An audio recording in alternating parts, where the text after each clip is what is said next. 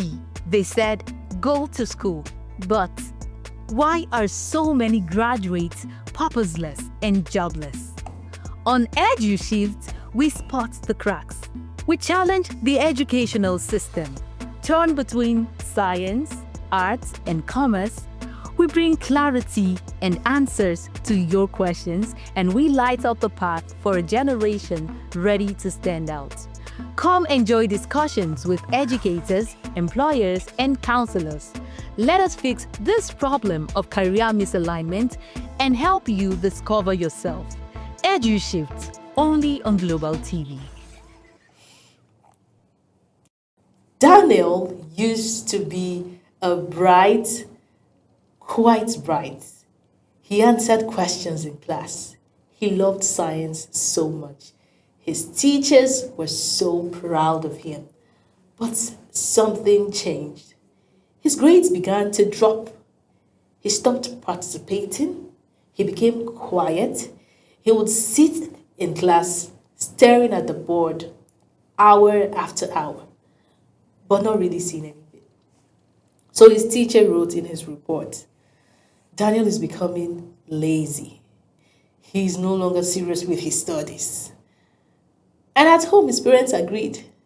His father said, this boy has chosen laziness.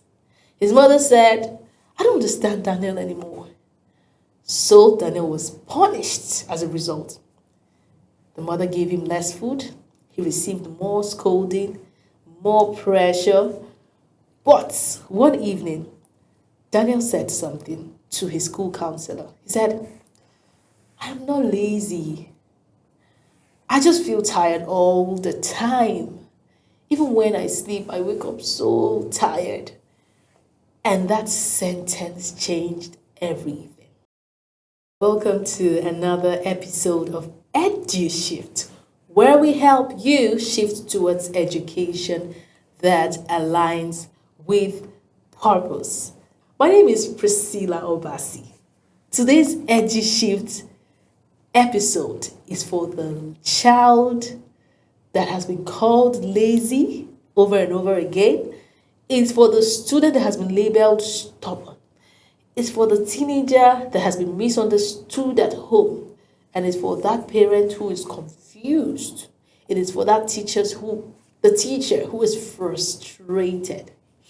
Because sometimes what looks like laziness is actually emotional exhaustion.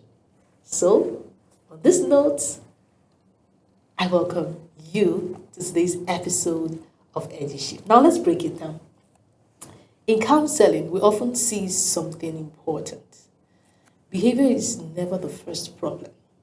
Behavior is a symptom. When a child becomes lazy, what do we usually see? Late submission of assignments, sleeping in class sometimes, lack of interest, refusal to read, silence, emotional withdrawal.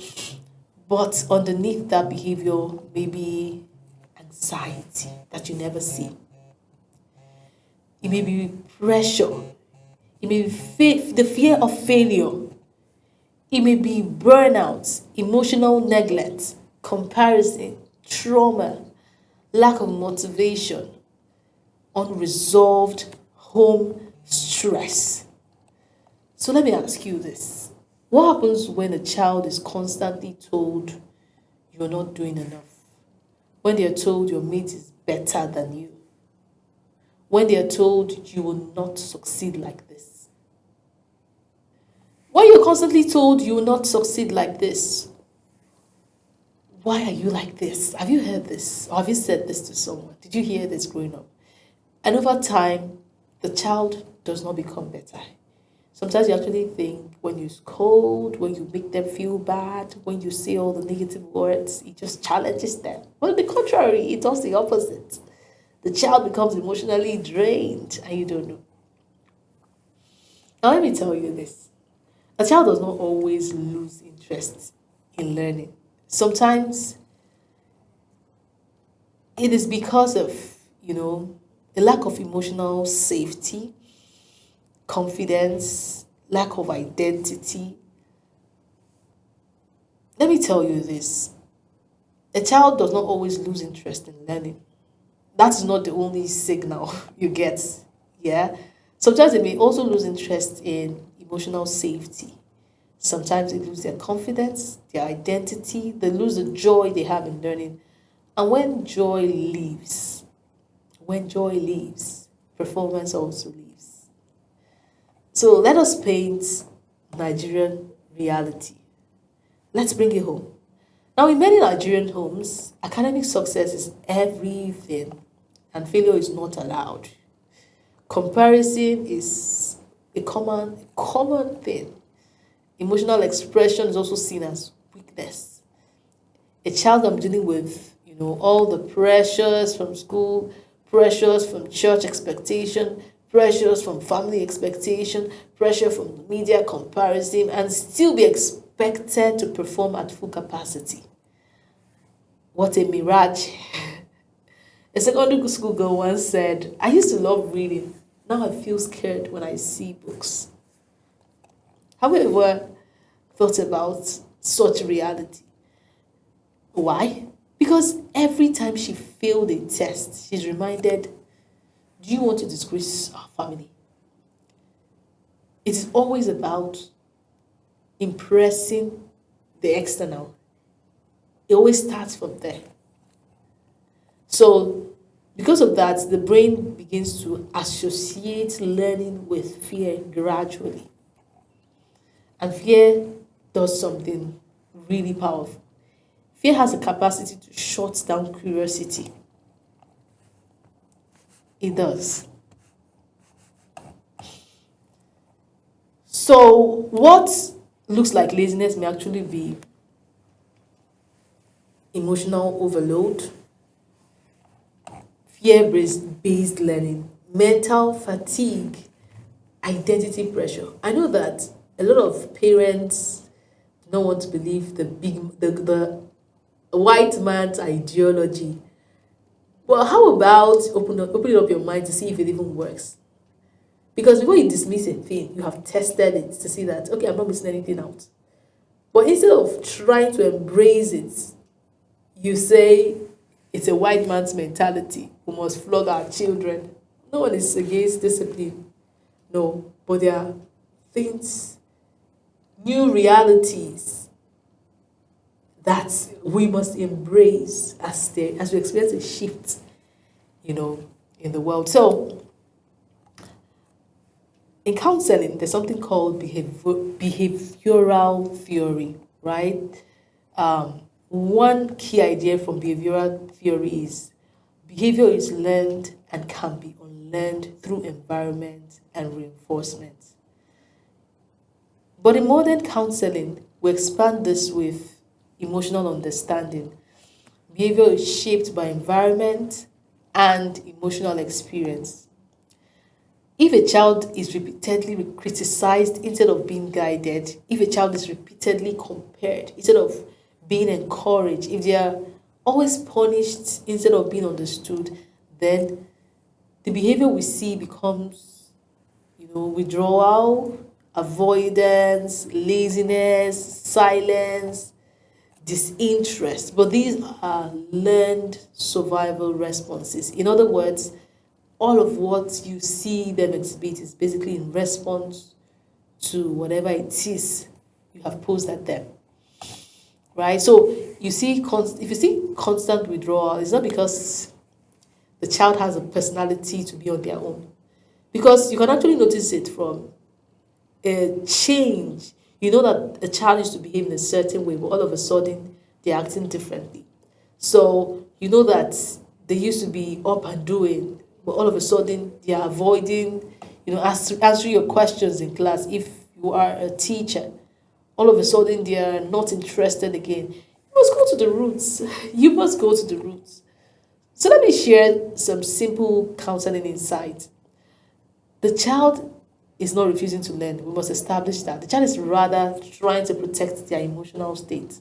You think children are not human beings? The same way you feel hurt is the same way they feel hurt. The same way you feel happy is the same way they feel happy. Maybe the things that makes them happy may not make sense to you, but they have emotions just as you do. So you must treat them as human beings that have responses to emotions, right? So when they experience all of that, the brain will say to them, if I don't try, I won't fail. If I don't engage, I won't be shamed. So they stop trying so that they won't fail. I don't know if you are a teacher or if you were once a student and maybe you come into the classroom or you are in the classroom, if you're a teacher, and then you ask a student a question. You ask the first time and they fail, and then you try to insult them, just yap them. Try next time. Do you expect that child to raise their hands up because you feel safer?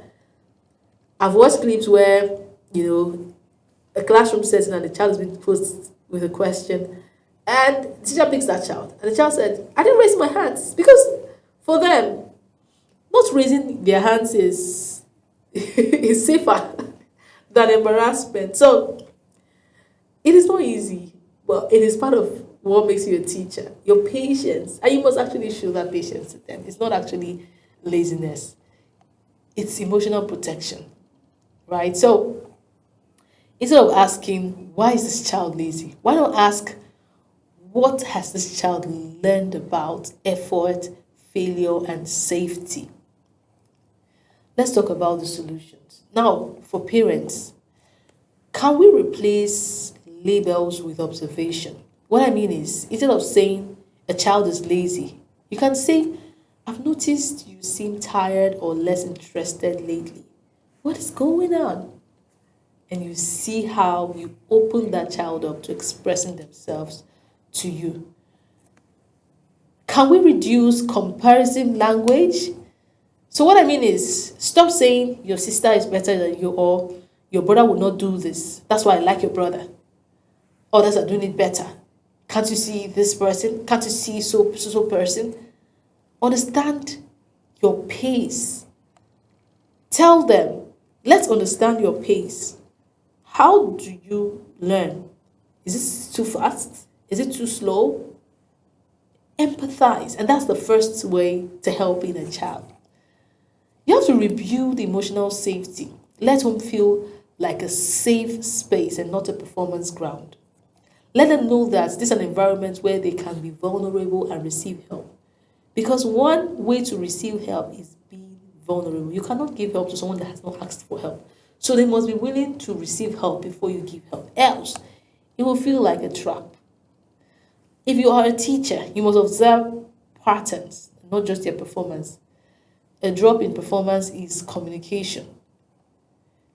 A disinterest, a sudden disinterest is communication, and you must be sensitive to pick it. I know that our classrooms can be overcrowded sometimes, but we can still do our best.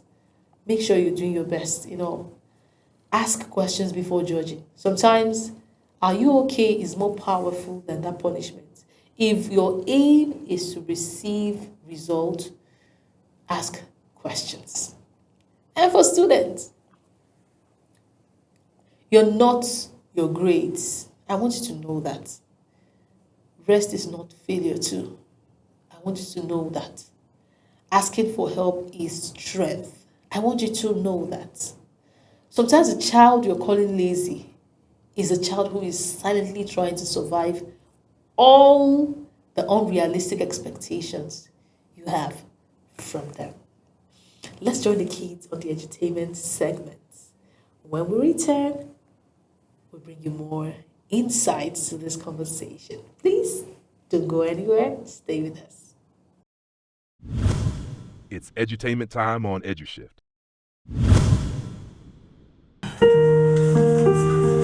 Daddy, can I play piano with you? No, not now. I'm quite busy, okay? Please, I need to get work done, honestly. Please, you just need to let me be for now, right? But I'm bored. So sad to hear you're bored, but I don't have any idea what you can do right now. I can create a game. What'd you say? I can create a game. That sounds so interesting. Please, I can't wait to see that. Go ahead, create your game, my boy. Hello everybody, my name is Ethan and I'm called Basien. Today I'm going to be making a maze game. And the maze game is about a beetle in the maze, and at the end of the maze there's an apple. And when it touches the black line, it will go back to the beginning. Let's go! First, to get the sprite that is the beetle. Right now, I'm trying to search for the beetle. So here's my beetle. The second step is to get the background.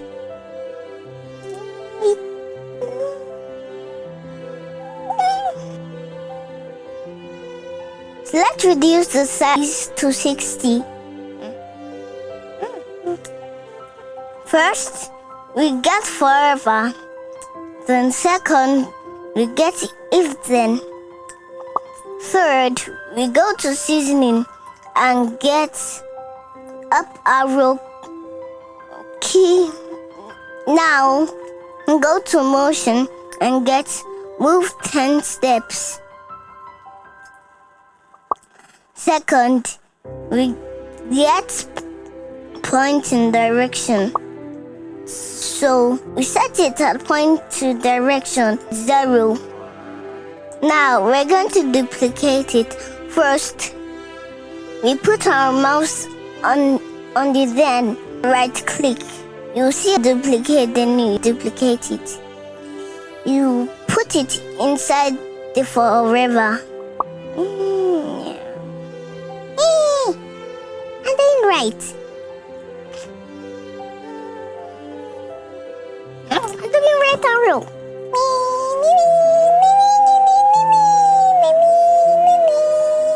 Now, I'm going to do the left arrow.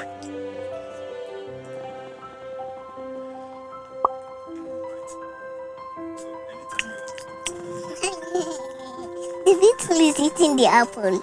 Oh, have not yet done. Now we duplicate it again.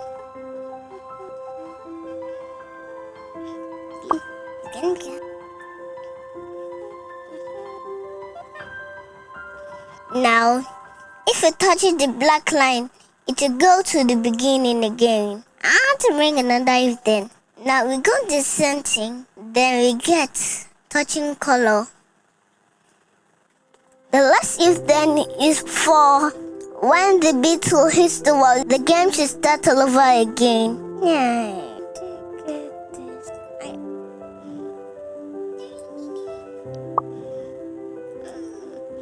It's your time. Oh, it's a glide. So now we go to motion and get glide. Oh, I have to duplicate this.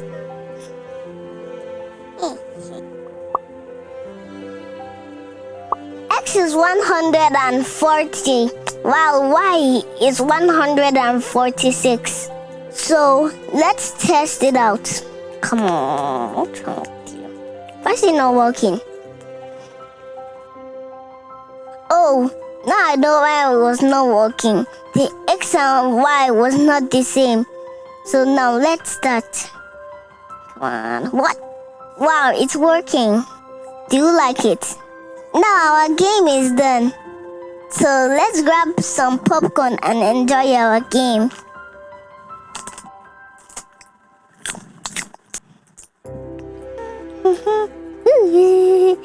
It's going fast. Oh! I guess we need to make some adjustments. The beetle is moving too fast. So let's reduce the steps from 10 to 5. Let's enter full screen.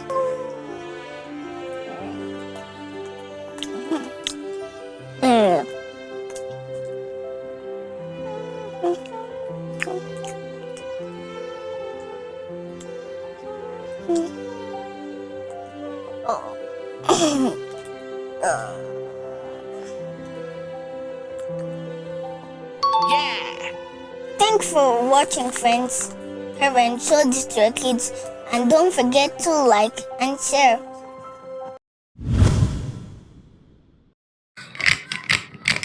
Attention, Nigeria!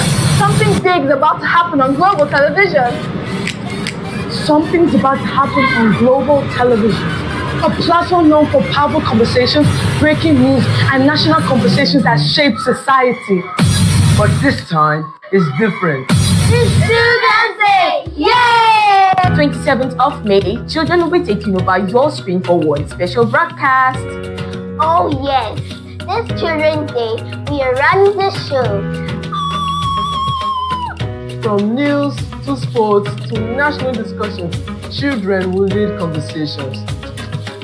Because we're not too young to think, we're not too young to speak, and of course, not too young to lead conversations.